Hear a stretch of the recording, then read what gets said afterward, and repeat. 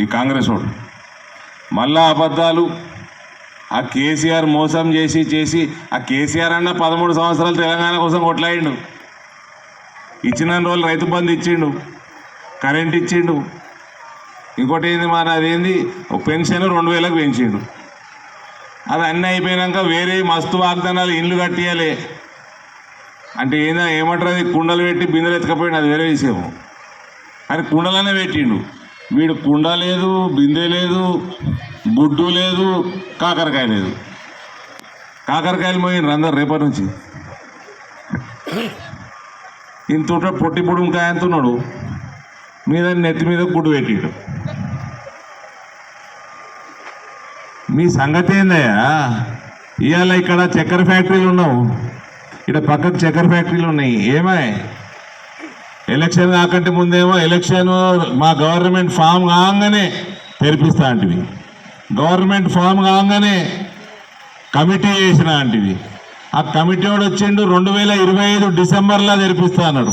నేను బద్దం సీన నాకు మైక్ అందుకే ఇచ్చిన, మాట్లాడతారేమో అని. 2025 డిసెంబర్కి తెరిపిస్తా అన్నాడు. తెరిపించిన అన్నాక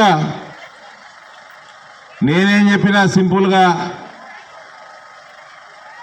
మీరు లెక్కలేయండ్రి, ఫ్యాక్టరీ లెక్కలేయండ్రి, ఎంత కమ్ముతారు, ఫ్యాక్టరీ వాల్యూ ఎంత ఉన్నది ఇవాళ నాడు లెక్కలేయండ్రి. ఆ లెక్క బహిర్గతం చేయండి. బహిర్గతం చేసిన నెల రోజుల లోపల నేను ఫ్యాక్టరీ చాలు చేపిస్తా అని చెప్పిన. వీళ్ళు ఏం చేస్తారు, దాని లెక్క 1000 రూపాయలు ఉందంటే దానికి 100 రూపాయలు లేదా 200 అదనంగా. దాన్ని సపోర్ట్ చేయద్దా? హలో మాట్లాడద్దు. ఆ 1000 రూపాయలకు అమ్మరు, 200 ఏంటి అవినీతి సొమ్ము. ఆ 200 వాడు ఇయ్యడమ్మా, వ్యాపారం చేసుకునేటోడు వచ్చి ఎక్స్ట్రా పైసలు ఎందుకు ఇస్తాడు? ఇయ్యాడు. 100 కోట్లు అడుగుతుంది కవిత ఫ్యాక్టరీ ఓపెన్ చేయడానికి, 100 కోట్లు అడిషనల్గా కావాలని.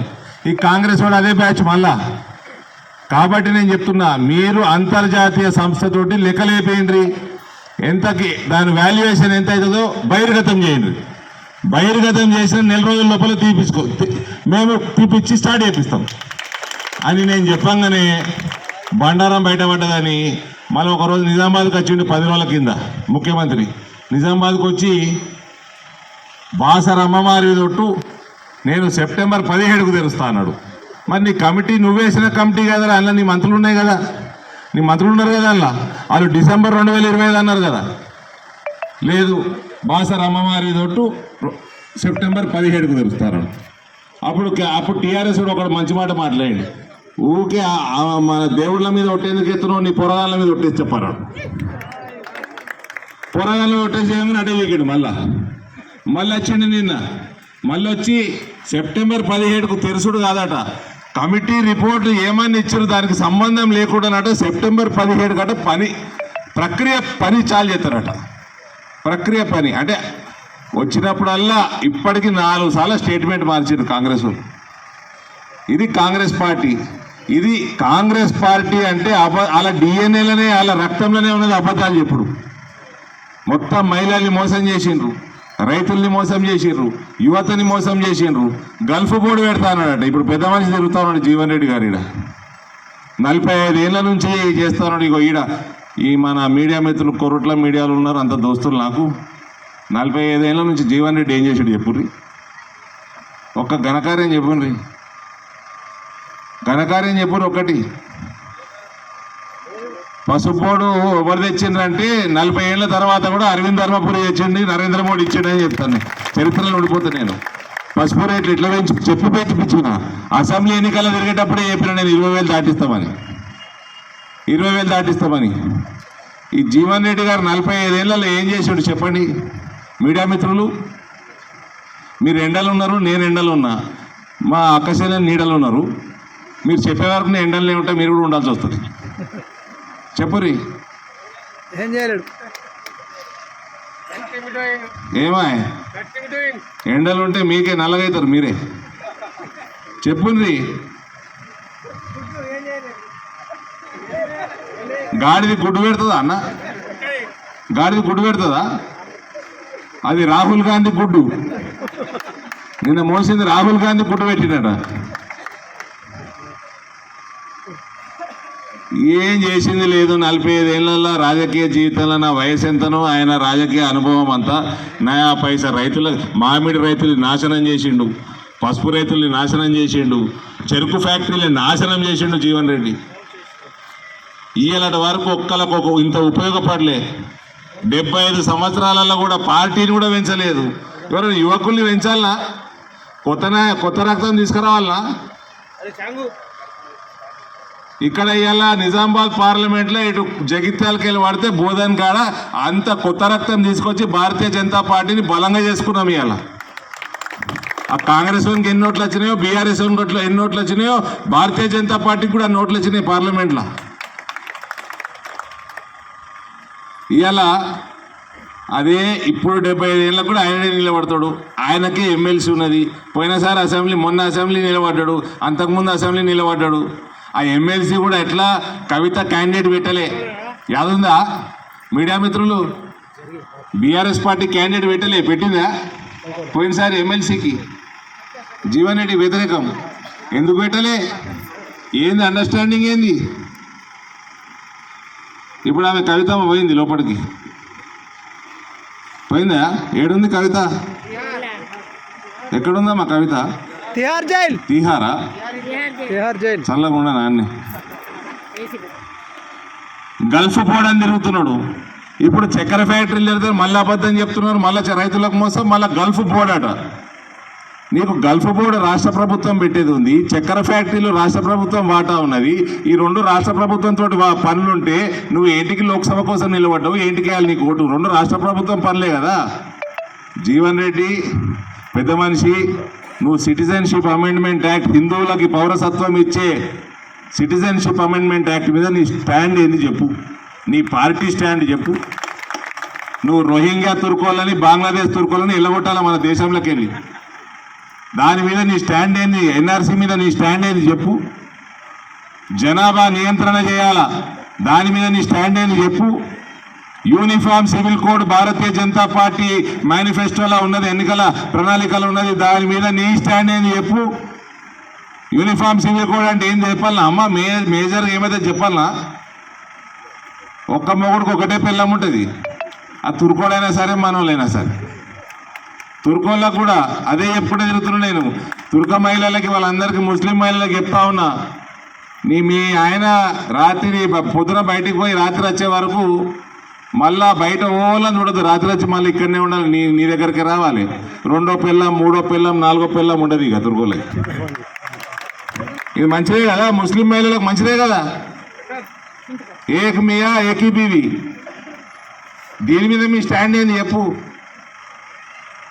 పెద్ద మనిషి టోపీ పెట్టిండు, హిందువులకి పౌరసత్వం ఇవ్వద్దు అనుకుంటా ఆజాదీ ఆజాదీ అనుకుంటా తిరిగిండు. ఇప్పుడు ఎందుకు తిరుగుతలేడు? ఎందుకు హిందువుల ఓటు కావాలనా? మే 13 దాకా ఇట్లనే ఉంటాడు. మే 14 మళ్ళీ తుర్కులను జమ చేసి మళ్ళీ ఆజాదీ ఆజాదీ అని తిరుగుతాడు. ఇది అవసరమా పెద్ద మనిషికి ఈ వయసులో? స్టాండ్ ఏది చెప్పుండ్రి. ఇది పంచాయతీ ఎలక్షన్ కాదు, ఇది పార్లమెంట్ ఎలక్షన్, ఇది నరేంద్ర మోడీ ఎలక్షన్. మీకు ఏంటి కోటేయాలి చెప్పుండ్రి. మీరు రైతులకేం చేసిండ్రు, మీరు మహిళలకేం చేసిండ్రు, మీరు యువతకేం చేసిండ్రు, మీరు దేశానికి ఏం చేసిండ్రు? ఈ దేశంలో బ్రిటిష్ వాడి కంటే ఎక్కువ దోసుక తిన్నది మీ గాంధీలు. ఇవాళ మహిళా సంఘాలు అన్నీ ఉంటాయి. మీకు లోన్లు ఉన్నాయా అమ్మ? మహిళా సంఘాలకు లోన్లు ఉన్నాయా? ఆ లోను ప్రతి రూపాయి నరేంద్ర మోడీ ఇచ్చిండు. దాని మీద 5% వడ్డీ రాయితీ నరేంద్ర మోడీ ఇస్తున్నాడు. ఈ కాంగ్రెస్ వాడు 4% ఇస్తలేడు, మీకు పావులా వడ్డీ వస్తలేదు. మీకు Ujjwala connection, gas connection Narendra Modi ఇచ్చిండు. సిలిండర్ మీద 350 రూపాయలు తక్కువ చేసిండు. మీకు ఉపాధి హామీ 300లకు పెంచిండు నరేంద్ర మోడీ 15 రోజుల కింద. మీకు ఫ్రీ రేషన్ వస్తుందా? ఫ్రీ రేషన్ 4 ఏళ్ళ నుంచి ఫ్రీగా వస్తున్నది కదా, ఇంకా 5 ఏళ్ళు ఫ్రీ ఇస్తున్నాడు నరేంద్ర మోడీ. ఇంకా మీ మహిళా సంఘాలు ఇంకా ఆమ్దాని పెరగాలని రైతులు మందులు పిచికారీ చేసుడు, యూరియా జల్లుడు, ఇవన్నీ డ్రోన్లతో చేపిస్తారు. ఆ డ్రోన్లన్నీ మీ మహిళా సంఘాలకు ఇస్తారట. చిన్న గాలి మోటార్ లెక్క ఉంటుంది, దాంతో పిచికారీ చేస్తే 2 రోజులలో అయ్యే పని 2 గంటలలో అయిపోతుంది రైతులకి. వాళ్ళకి పైసలు మిగులుతాయి, మీకు కిరాయి వస్తుంది. 3 కోట్ల మహిళలని లక్షాధికారులను చేస్తా అని చెప్తున్నాడు నరేంద్ర మోడీ.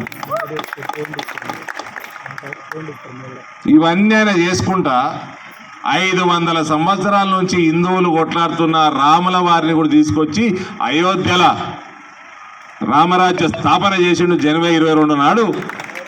అందుకనే పసుపు రేట్లు పెరిగినాయి, 20,000 దాటినాయి. అందుకనే పసుపు రేట్లు 20,000 దాటినాయి. దాని వెనుక మేము పసుపు పొడి తెచ్చినామా, మేము ఏమేం పనులు చేసినామా అవన్నీ తరువాయి. రామరాజ్య స్థాపన మొదలైంది భారతదేశంలో. మనం ఇవన్నీ చేసినాం కోటెత్తామా, ఈ జీవన్ రెడ్డి కోటెత్తామా? ఆజాదీ ఆజాద్ తుర్కోల మధ్యలో నిలబడి ఆజాదీ ఓలతోటి ఆజాదీ. కాంగ్రెస్ పార్టీకి ఓటేస్తే ఈ దేశం మళ్ళా 3 ముక్కలు అవుతుంది. ఇంతకుముందు 3 ముక్కలు చేసిర్రు, పాకిస్తాన్ బంగ్లాదేశ్ ఇచ్చిండ్రు. ఈ కాంగ్రెస్ వానికి వేస్తే మళ్ళా దేశం విభజన అవుతుంది. మళ్ళా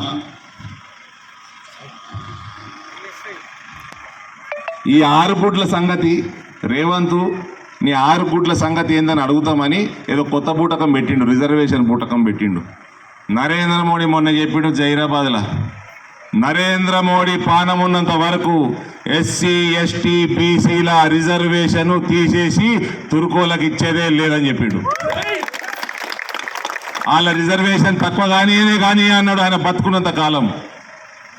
వీళ్ళు ఎంత పెద్ద దుర్మార్గులు ముస్లింలు కనబడుతున్నారు. నాకు ఇక్కడ మహిళలు చెప్తా ఉన్నా, आपके लिए अपने कॉन्स्टिट्यूशन में रिलीजियस तौर पर रिजर्वेशन देने नहीं देता हिंदुस्तान का संविधान. इसलिए नरेंद्र मोदी क्या किए, इकोनॉमिकली वीकर सेक्शन जो इकोनॉमिकली पीछे है वो रेड्डी भी हो सकता है, वो आर्य वैश्य भी हो सकता है, वो ब्राह्मण भी हो सकता है, वो मुसलमान भी हो सकता है. जो गरीब है उनको 10% रिजर्वेशन लागू करे. आपके लिए भी नरेंद्र मोदी रिजर्वेशन लाया क्योंकि उनको नियत सोच है.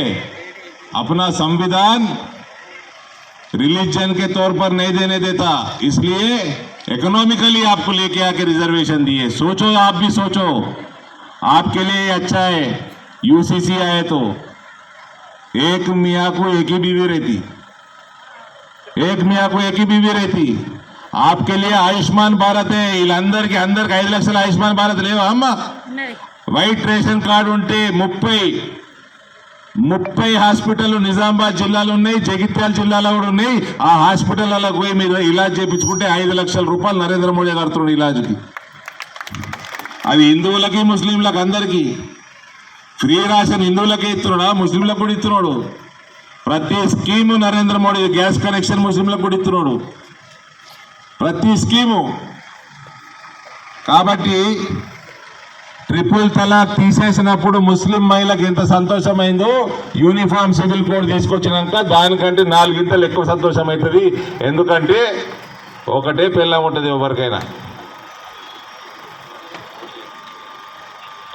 ఎవరు వాళ్ళు బెదరరే, వాళ్ళు పథకాలు ఏమో ఒకటే కదా, బెదిరించుడు, వీళ్ళ కోసం ఉంచుకున్నాడు, మహిళలది రైతుల కోసం ఉంచుకున్నాడు, బెదిరించుకుంటా జాయినింగ్లు చేయించుకున్నాడు, ఓట్లు వేయించుకుంటే కవిత ఏడిపోయింది, ఆడికే పోతాడు రేవంత్. ఓన్ని బెదిరిస్తుడు. 2024లో ఏ నరేంద్ర మోడీ కా భారత్ है ये, నరేంద్ర మోడీ హిందుస్థాన్ है ये. గుడ్లు మోసుకో గుడ్లు అమ్ముకో. ఓలా చెప్పిండ్రు, గాడిది గుడ్డు పెడతా అని గూగుల్ని అడిగినాడు. గాడిది గుడ్డు పెట్టదు, రాహుల్ గాంధీ పెడతా అని చెప్పినాడు గూగుల్. ఆ గుడ్డు పొడుగున్నదా రేవంత్ పొడుగున్నదా అని అడిగినట గూగుల్ని. ఆ మోసిన గుడ్డే పొడుగుందంట రేవంత్ కన్నా. నువ్వు ముఖ్యమంత్రి, ఆ గుడ్లు మోసుడేంది సభలో? ఆ ముఖ్యమంత్రి లెక్కున్నాడా ఆయన? పక్కకి సరే ఈ ముఖ్యమంత్రి అంటే అందరిని తిట్టుకుంటా భాష వ్యవహారం రేవంత్ అందరికీ తెలుసు. ఈ పెద్ద మనిషికి ఏందని ఆయన కూడా గుడ్లు పోస్తున్నాడు. ఈ 75 సంవత్సరాల జీవన్ రెడ్డి కూడా గుడ్లు పోస్తాడా? పక్కకు చెప్పాలా రేవంత్ రెడ్డికి, ఏమైనా నువ్వు ముఖ్యమంత్రి అయినా మర్చిపోయినావా అని చెప్పాలనా? చెప్పడమే ఈయన కూడా గుడ్లు పోస్తున్నాడు. ఈ గుడ్డు మోస్తాడా పోయి పార్లమెంట్కి ఓట్లేస్తే? కాబట్టి అంతా చిల్లర చేస్తున్నారు, రాజకీయాలు అబద్ధాలు చెప్తున్నారు, ప్రజల్ని మోసం చేస్తున్నారు. ఇవాళ గల్ఫ్ దేశాలల్లో భారతీయ జనతా పార్టీ సేవలు చేస్తున్నది 10 ఏళ్ల నుంచి. అక్కడ ఇండియన్ పీపుల్ ఫోరం అని పేరుతోటి భారతీయ జనతా పార్టీని నరేంద్ర మోడీ పెట్టిండు. మన అన్నదమ్ములందరూ చాలా మంది ఉంటారు కదా, ఐలాపూర్లు ఉన్నారా, మన వాళ్ళు ఉన్నారా, ఆడ దుబాయ్, మస్కట్, అబుదాబి మొకాన్ ఉన్నారా? 2013లో భారతీయ జనతా పార్టీ స్థాపన అయిందాడ. అక్కడేం ఎలక్షన్లు ఉండవు, అక్కడేం రాజకీయాలు ఉండవు. ఆడ ప్రతిరోజు 24 మంది డాక్టర్లు, 11 మంది అడ్వకేట్లు, ఎప్పుడు ఏ లేబర్ క్యాంపులో మన పిల్లగాళ్ళకి ఇబ్బందులు వస్తే ఫ్రీ సర్వీస్ ఇస్తుంది ఆడ Bharatiya Janata Party Indian people forum పేరు మీద. మొన్న కరోనాలో 8 ఫ్లైట్లు పెట్టిండ్రు, 8 ఫ్లైట్లు సొంతంగా 8 ఫ్లైట్లు పెట్టింది అక్కడి నుంచి మన వాళ్ళని ఇక్కడ తీసుకొస్తానికి. కరోనా వచ్చినప్పుడు నరేంద్ర మోడీ బతికిచ్చిండు ప్రతి ఒక్కరికి టీకాలు ఇచ్చి. ఇవాళ దుబాయ్లా, అబుదాబిలా ఒకప్పుడు బొట్టు పెట్టుకునే పర్మిషన్ ఉండకపోవు. ఇవాళ దుబాయోడు పెద్ద గుడి కట్టిండు, దుబాయ్ కంటే అబుదాబిడు కట్టిండు, అబుదాబి కంటే పెద్దది సౌదీ అరేబియాలో కడుతున్నారు. కట్టి మొన్న రంజాన్ మాసంలో ముస్లిం మహిళలు వినండి, మొన్న రంజాన్ మాసంలో అక్కడ షేక్లు, అక్కడ రాజులు సాయంత్రం గుడికి పోయి ప్రసాదం తిని రోజా ఇప్పిండ్రు. వాళ్ళు ఉపవాసం ఉంటారు కదా పొద్దున్న నుంచి సాయంత్రం దాకా. సాయంత్రం గుడికి పోయి మన ప్రసాదం తిని ఉపవాసం ఇచ్చి పెట్టిండ్రు వాళ్ళు. అది నరేంద్ర మోడీ. ప్రపంచాన్నే సెక్యులర్ చేస్తుండు నరేంద్ర మోడీ. ఇక్కడేమి కాంగ్రెస్ వాడు పెట్టుండు దిక్కుమాలోడు. అంతే అబద్ధాలు చెప్పుకుంటా. మళ్ళీ చెప్తా ఉన్నా, ముస్లింలకు రిజర్వేషన్ ఎకనామికల్ వీకర్ సెక్షన్ ఉంటుంది. ఎస్సీ, ఎస్టీ, బీసీ రిజర్వేషన్ ముట్టేది లేదు. ఎవరు వచ్చాళ్ళకి వెళ్ళి తీసుకొని ముస్లింలకు ఇచ్చేది లేదు. ఇది భారతీయ జనతా పార్టీ నరేంద్ర మోడీ బతుకున్నంత కాలం ఇది ఎవ్వడు కూడా ఈ రిజర్వేషన్లను ముట్టుకోడు. కాంగ్రెస్ వాడిని నీ గ్యారంటీల సంగతి ఏందిరా అని అడుగుతావని అందరినీ మభ్యపెట్టనీకి, అందరినీ టాపిక్ డైవర్ట్ చేయనీకి కొత్త పుటకం పెట్టిండు. కొత్త పుటకం పెట్టి అమిత్ షా వీడియోని, ఎవరైనా కేంద్ర హోంమంత్రి వీడియోని మార్పు చేసి పెడతారా అమ్మ? వచ్చిండ్రు పోలీసు వాళ్ళు. అందుకని ఇంకా రేవంత్ పోలీసు వాళ్ళే వచ్చిండ్రు. ఈ అబద్ధాలు మానకపోతే రేపు సిబిఐ కూడా వస్తుంది. ఆల్రెడీ బ్యాగులు మోసిన కేసు దగ్గర పడ్డది, ఆల్రెడీ సంచులు మోసిన కేసు దగ్గర పడ్డది. జూలై 14 రేవంత్కి డెడ్ లైన్. కాంగ్రెస్ వాళ్ళు పండగ చేసుకుంటారట. కోమటిరెడ్డి వెంకటరెడ్డి, ఉత్తమ్ కుమార్ రెడ్డి, బట్టి విక్రమార్క రోజు పండగ చేసుకుంటారట. జూలై 14 ఎప్పుడు వస్తుంది, ఎప్పుడు లోపల పోతాడు, జైల్లోకి పోతాడు రేవంత్ రెడ్డి అని. మధ్యప్రదేశ్లో ఉన్నది కేసు, తెలంగాణలో లేదు. రేవంత్ రెడ్డి బ్యాగులు సంచులు మోసిన, పైసల సంచులు మోసిన కేసు మధ్యప్రదేశ్లో ఉన్నది. అందుకనే ఫ్రస్ట్రేషన్లో ఏం మాట్లాడుతున్నాడు, గుడ్లు మోస్తున్నాడు, ఏమేమో చేస్తున్నాడు రేవంత్. అమ్మా ఇవాళ మనం దేశం కాపాడుకోవాలన్నా, మనం ధర్మం కాపాడుకోవాలన్నా రానున్న కాలంలో, రానున్న ఎలక్షన్లో నరేంద్ర మోడీకి భారీ మెజారిటీ తోటి మనం భారతీయ జనతా పార్టీని గెలిపియాలా. మన రానున్న తరాలని మనము కాపాడుకోవాలా. కాంగ్రెస్ వానికి ఓటేస్తామంటే టోటల్గా తుర్కరాజ్యం తయారవుతుంది, మొత్తం తుర్కరాజ్యం తయారవుతుంది చెప్తాను. ఎట్టి పరిస్థితుల 13వ తారీఖు పొద్దున 7 గంటలకి మనమందరం ఓటు వేయాలి, మనమందరం ఓటేపియాలి. నేను ఎన్ఆర్ఐ సోదరులు కూడా కోరుతా ఉన్నా, దయచేసి మన వాళ్ళందరికీ ఫోన్లు చేయండి. నరేంద్ర మోడీ వల్ల భారతీయుల యొక్క వాల్యూ ఏ రకంగా ప్రపంచవ్యాప్తంగా పెరుగుతుందో మనందరికీ చెప్పి పెద్ద మెజారిటీ తోటి బీజేపీని గెలిపించాల్సిందిగా కోరుకుంటూ సెలవు తీసుకుంటా ఉన్నాను. భారత్ మాతాకి. సిటిజన్షిప్ మీద మీ స్టాండ్ ఏంది? యూనిఫామ్ సివిల్ కోడ్ మీద స్టాండ్ ఏంది? జనాభా నియంత్రణ మీద మీ స్టాండ్ ఏంది? కశ్మీర్ ఆర్టికల్ 370ని వాపస్ తెస్తాడు కాంగ్రెస్ వాడు, మీ నాయకుడు. దాని మీద మీ స్టాండ్ ఏంది? అయోధ్యలో రామ మందిరం మీద మీ స్టాండ్ ఏంది? ఆహ్వానిస్తున్నారా? మథురాల కృష్ణ జన్మభూమి మీద కూడా ఇంత పెద్ద మస్జిద్ ఉన్నది, అది కూడా కోర్టుల కేసు ఉన్నది. దాని మీద కూడా మీ స్టాండ్ చెప్పండి జీవన్ రెడ్డి గారు. ఏం పుకట్లు వస్తాయి అనుకున్నావా పార్లమెంట్కి ఓట్లు? మొత్తం తాలిబాన్ అడ్డా చేద్దాం అనుకుంటున్నావా భారతదేశాన్ని? ISISకి అడ్డా చేద్దాం అనుకుంటున్నావా భారతదేశాన్ని? తీసుకుపోయి ఉన్న రిజర్వేషన్లు అన్ని తీసుకుపోయి ముస్లింలకు పెడతారంటావా? ఆ రాహుల్ గాంధీ ఒకడు మొత్తం అంటే మనని ఎక్స్రే చేస్తారట. ఎక్స్రే మన ఆస్తులని మన అన్ని ఇళ్లకు దొరికి మనకి ఏమేమి ఉన్నాయో పొలాలు ప్లాట్లు ఏమేమి ఉన్నాయో అన్ని ఎక్స్రే చేస్తారట. చేసి మనకు ఎంత అవసరమో వాడే నిర్ణయం చేస్తారట. ఆయననే నిర్ణయం చేసి అవి తీసుకుపోయి మిగిలినవే తుర్కోళ్ళకి ఇస్తారట. యువడప్ప సొమ్ము మీ రేవంత్ రెడ్డి సగం ఆస్తి ఫస్ట్ తుర్కోళ్ళకి ఇచ్చినాక మాట్లాడమను. ఫస్ట్ నువ్వు ఇవాళ హిందూ లేదు ముస్లిం లేదు, ముస్లింలకు కూడా రిజర్వేషన్ కల్పించింది నరేంద్ర మోడీ. అగ్రవర్ణ పేదలకి, మన రెడ్డి సోదరులకి, మన ఆర్యవైశ్య సోదరులకి, మన బ్రాహ్మణ సోదరులకి, ఉత్తర భారతదేశంలో ఠాకూర్ సోదరులకి, ఇట్లా అగ్రవర్ణాలు ఉన్న పేదలకి రిజర్వేషన్ కల్పించింది నరేంద్ర మోడీ. అందులోనే ముస్లింలు కూడా గరీబోళ్ళు కూడా అందులోనే రిజర్వేషన్ తీసుకోవచ్చు. ఫైనల్ గా 75 సంవత్సరాలలో ముస్లింల కోసం రిజర్వేషన్ కోసం ఆలోచన చేసింది కూడా నరేంద్ర మోడీ. హిందువులకి వెళ్ళి తీసుకొని ఇవ్వాల్సిన అవసరం లేదు. నీయతుంటే మనసుంటే మార్గం ఉంటది అంటారు. ఈ కాంగ్రెస్ వాడు ఎంతసేపు తుర్కులతో రాజకీయం చేసుడు తప్ప వాళ్ళకి ఇంత బెనిఫిట్ చేసింది లేదు. ఇవాళ ముస్లింలను అడుగుతా ఉన్నా, మీకు ఫ్రీ రేషన్ 4 ఏళ్ల నుంచి ఓడిస్తున్నాడు నరేంద్ర మోడీ ఇస్తున్నాడు. ఇంకా 5 ఏళ్ళు ఫ్రీ రేషన్ ఎవరు ఇస్తా అన్నారు?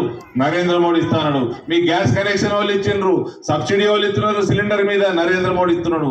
మీ ఇళ్ల బీమార్లు అయితే పెద్దలు కానీ చిన్న పిల్లగాళ్ళు కానీ 5 లక్షల ఆయుష్మాన్ భారత్ ఆరోగ్య బీమా ఎవరిస్తున్నారు? నరేంద్ర మోడీ ఇస్తున్నాడు. ఇవన్నీ మీకు ఇయ్యంగా మీకు మహిళా సంఘాలందరికీ లోన్లు ఉంటాయి. ఆ లోన్లు మొత్తం ప్రతి నయా పైసా నరేంద్ర మోడీది.